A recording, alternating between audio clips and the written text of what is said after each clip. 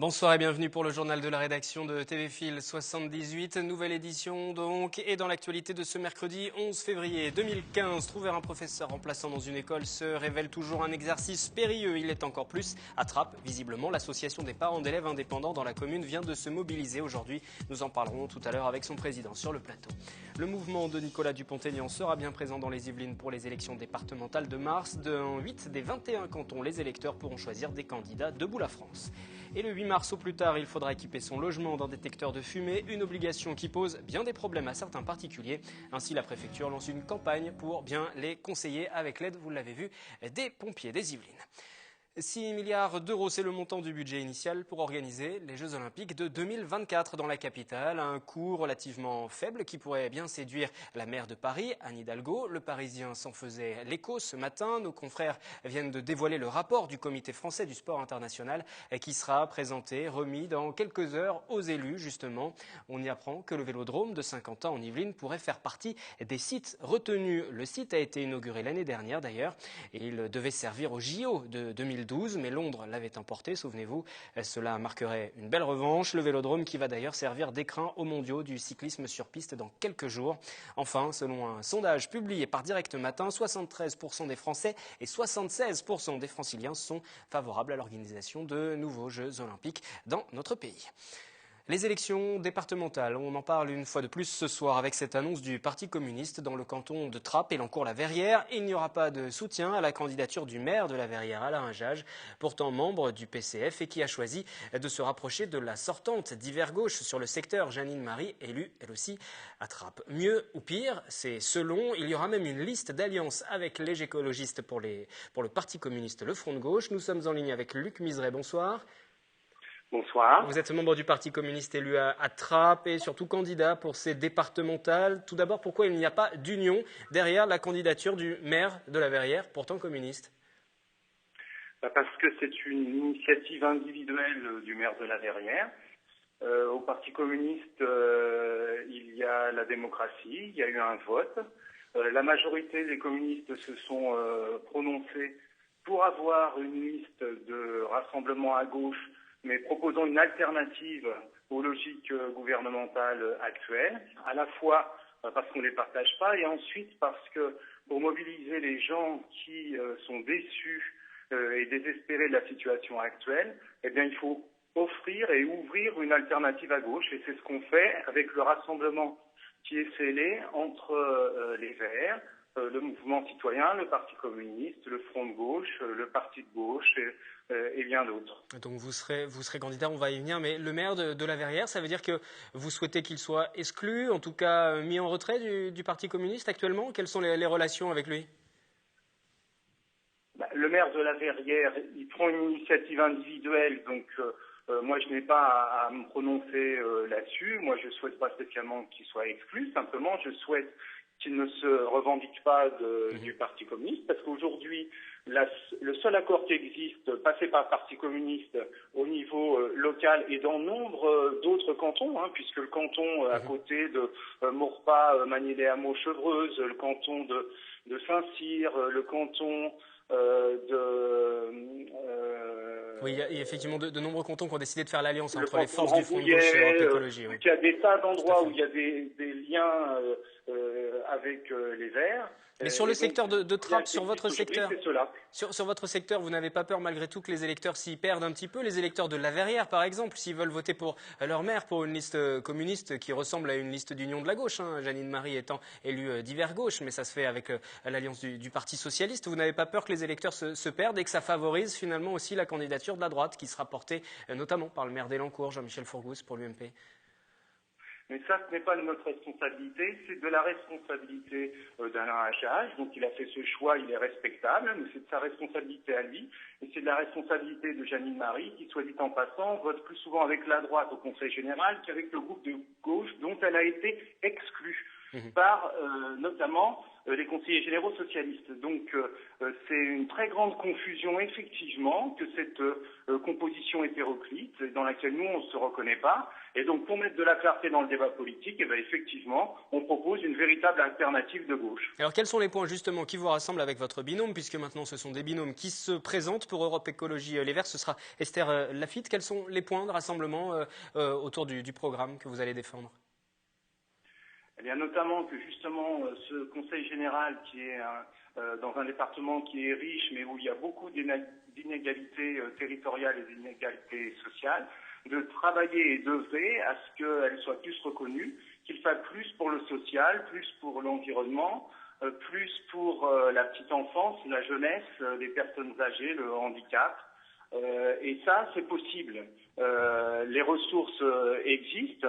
Elles sont limitées par des choix de cette direction du Conseil général, mais il y a la possibilité de faire autre chose. Donc c'est ce que nous, on portera et qu'on défendra parce que nos populations en ont bien besoin. Merci Luc Miseret, candidat donc pour ces élections départementales sur un binôme avec Esther Laffitte, une alliance Europe Écologie Les Verts Front de Gauche, comme on la retrouve d'ailleurs dans de nombreux cantons sur ce département. Et nous en parlerons plus en détail demain avec Julien Eborra, il est le responsable départemental du Parti communiste français.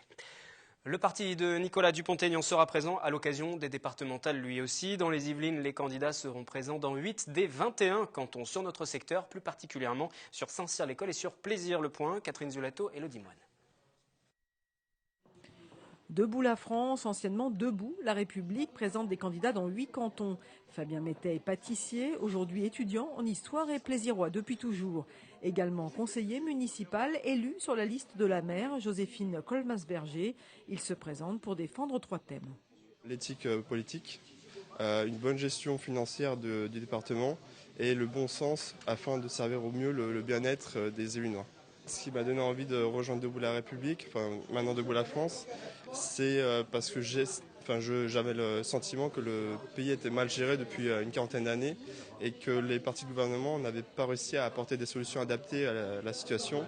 Et je ne pense pas non plus que la situation viendra des extrêmes.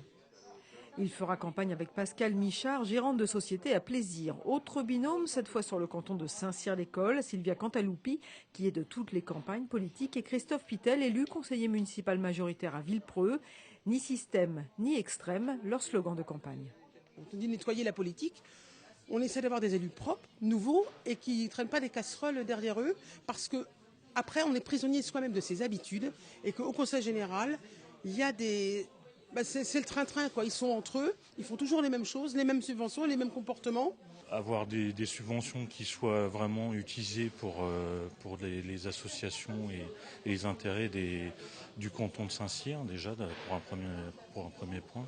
Et surtout, utiliser et pouvoir développer le département comme il devrait l'être. En dehors du FN, qui aujourd'hui est la seule alternative qui est proposée par le système, contre l'UMP et le PS, il y a une autre solution qui est Debout la France. Et moi, j'essaie de mener ce terrain-là. Ces candidats mèneront la campagne avec, comme ils disent, les moyens du bord. Ils ne disposent pas des finances des grands partis. Ils feront donc beaucoup de tractage pour faire connaître le parti de Nicolas Dupont-Aignan. Trop de professeurs absents, non remplacés dans les écoles de Trappes. C'est le message qu'on souhaitait faire passer ce mercredi matin des parents d'élèves de l'APET, une app de Trappes, en se rassemblant devant la mairie. Un problème bien connu, vous allez le voir, des services de l'inspection académique qui s'expriment aussi sur ce sujet. Une dizaine de parents trappistes mobilisés ce mercredi matin pour demander plus de professeurs remplaçants dans les écoles de la commune.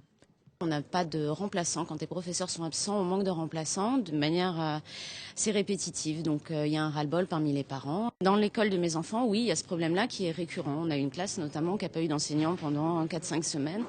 Et ça a des incidences de toute manière sur toutes les classes, puisque du coup il y a les enfants qui n'ont pas d'enseignants, qui sont répartis dans les classes, qui se retrouvent surchargés. On est à 40 élèves parfois quand il y a des enseignants absents.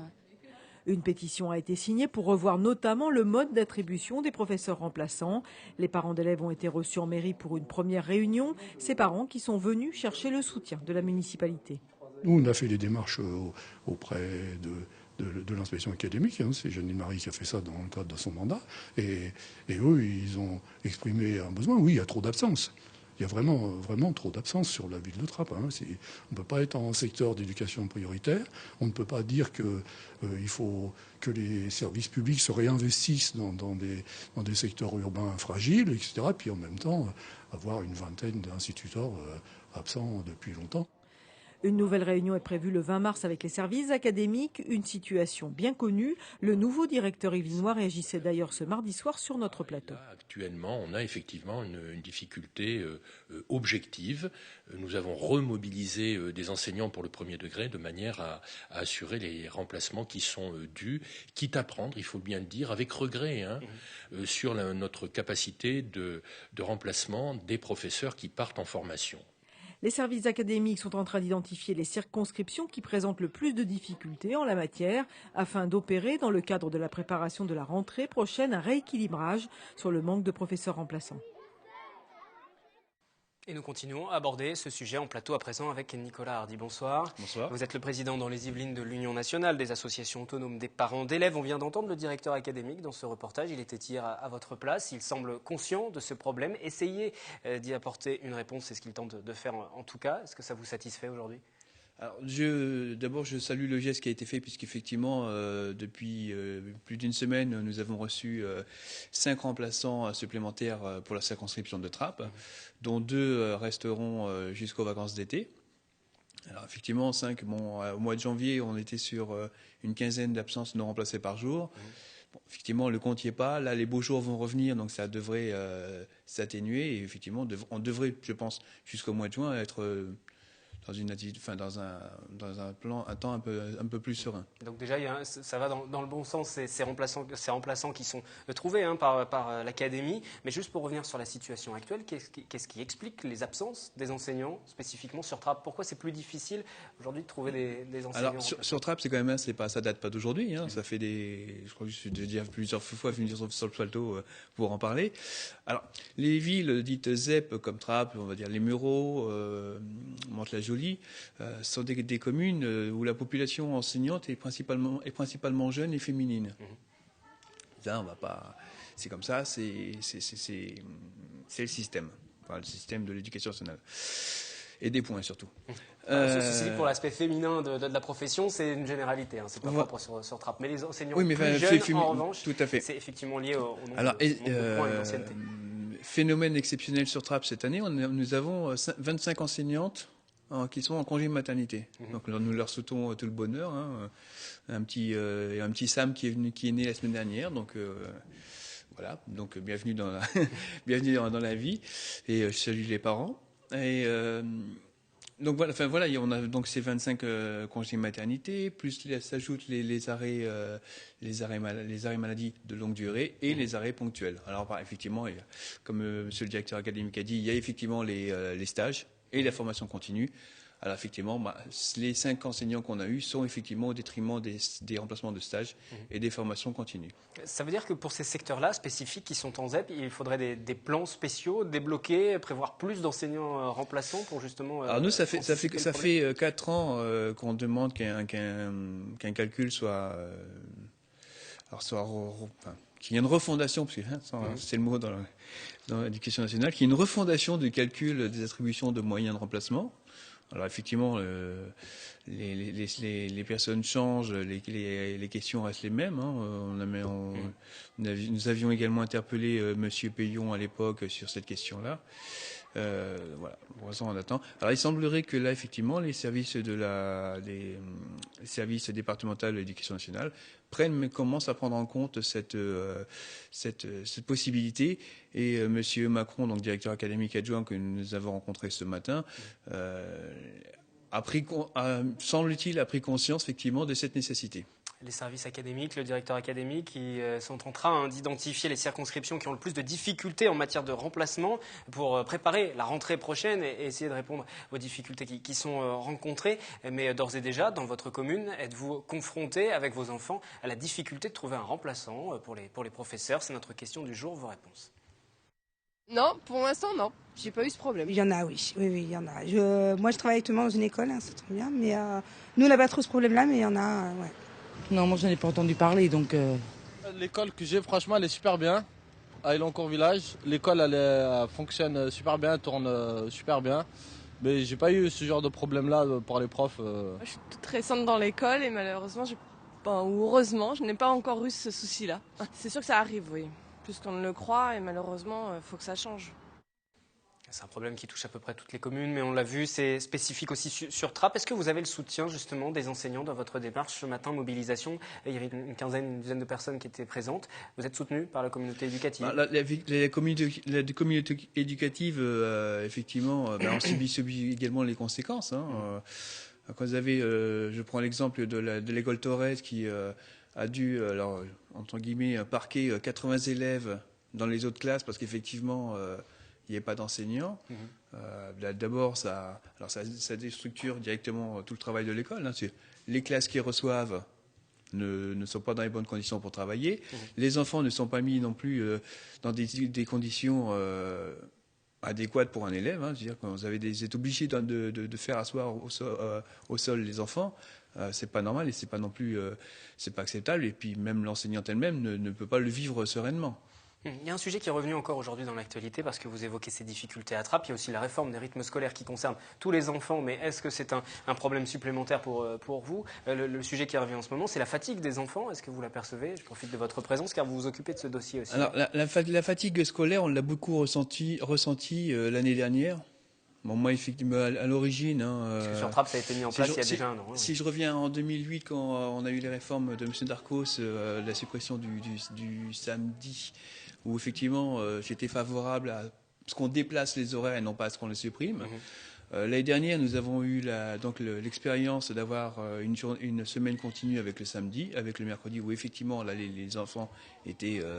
je vais dire HS, disons-le directement dès le jeudi. Effectivement, le vendredi, les enfants ne captaient plus rien. Au jour d'aujourd'hui, on n'a pas un système qui est parfait, mais je considère qu'il a quand même pris en compte toutes les demandes. On a pris... on a trouvé un consensus entre les services de la municipalité, les enseignants, et également les réponses des parents, les souhaits des parents par rapport au questionnaire pour la préparation du PEDT, donc projet éducatif des territoires, où effectivement 69% des parents voulaient avoir l'accent sur l'aide aux devoirs. Voilà, donc moi, en tant que représentant de parents, je n'irai pas à l'encontre des parents de Trappes. Donc le système tel qu'il fonctionne sur les rythmes, je pense, il n'est pas parfait. Mais il fonctionne. Alors, mais on rentre dans le cadre de la loi où effectivement les enfants travaillent moins sur la journée puisque il y a 2 ans ils finissaient à 16h30 et après ils avaient encore 1 heure d'études. Là à 16h30 ils se terminent, l'étude est faite. Et en plus pour une étude gratuite, pas encore dirigée parce qu'on en manque d'encadrants. Voilà. Après, effectivement, il n'y a pas que les enseignants dont on a parlé tout à l'heure. Les activités qui démarrent à 16h30. Lors d'une réunion au mois de décembre, on s'est engagé effectivement à essayer de faire un inventaire centre par centre pour voir où est-ce qu'on en est et des fois rassurer les parents et également pointer là où ça fonctionne très bien. Je vais juste regarder en plateau une toute petite minute encore pour évoquer un tout dernier sujet parce que je sais que vous n'avez pas spécialement apprécié, vous avez essayé de sensibiliser autour de ça. Suite à la vague d'attentats qui a touché la France, il y a eu des minutes de silence. On a beaucoup parlé de ces phénomènes d'élèves qui ne voulaient pas la respecter. Mais alors sur Trappes, vous avez pointé un enseignant qui, lui, ne voulait pas la respecter. Oui, tout à fait. Dans un lycée Matisse, je vais le citer, nous avons un enseignant qui effectivement n'a pas fait la minute de silence à ses élèves. Alors moi, ça m'a un petit peu... Et quelle explication on vous a donnée par rapport à ça? J'ai pas eu d'explication. Madame le proviseur nous a affirmé, nous a promis qu'il y aurait une sanction suite à cet événement, que le directeur académique était également sur le sujet. Et là, sur ce point-là, je leur fais confiance. Ce qui m'a énervé effectivement au niveau médiatique, c'est qu'on a partout, sur toutes les chaînes, on a stigmatisé ces jeunes qui refusaient la minute de silence. Personnellement, je ne les approuve pas dans leur démarche.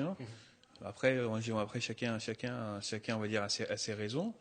Mais alors dans cette période d'union nationale, là où effectivement c'est un enseignant, donc il y a une personne qui a autorité sur la transmission des valeurs d'enseignement.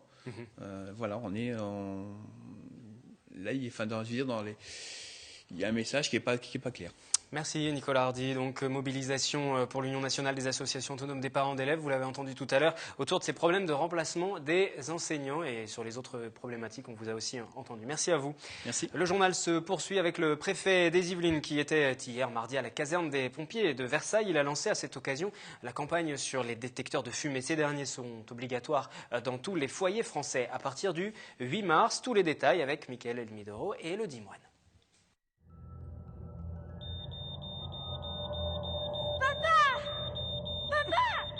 Allez, viens ma puce.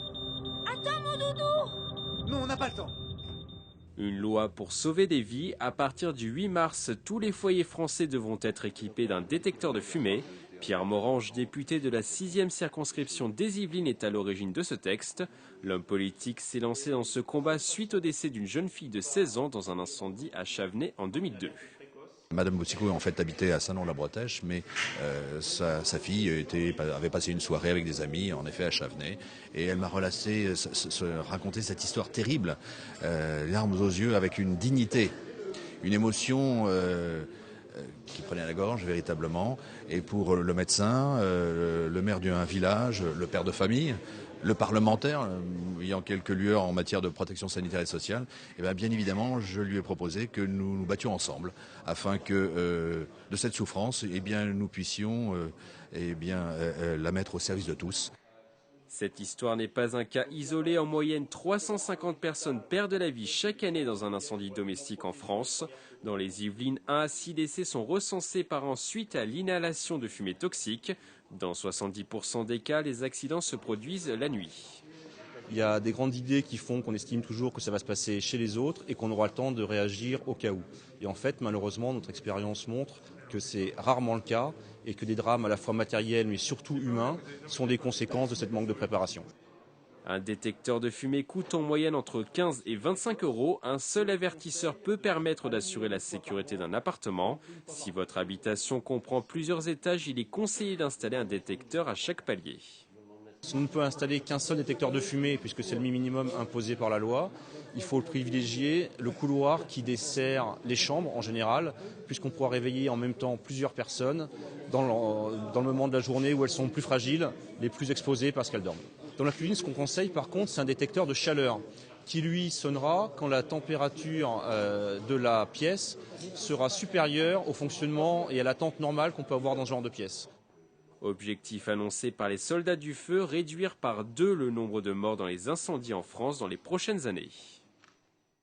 Un nouveau lieu d'accueil parents-enfants a été inauguré ce week-end à Guyancourt. S'il en existe déjà beaucoup dans le département, celui-ci a une particularité. Il est destiné aux familles ayant un enfant en situation de handicap, jusqu'à 5 ans, handicap moteur, mental, sensoriel, financé notamment par le Lions Club des 3 villages. Ce nouvel espace veut sortir les personnes de l'isolement, comme va nous l'expliquer Yolène Torres. C'est pas facile, hein, t'as vu, hein? Bravo!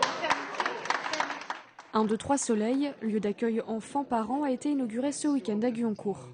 Ouvert depuis la mi-novembre à l'initiative de l'association du Fun pour tous, les locaux sont destinés en priorité aux familles avec un enfant en situation de handicap et âgés de 0 à 5 ans.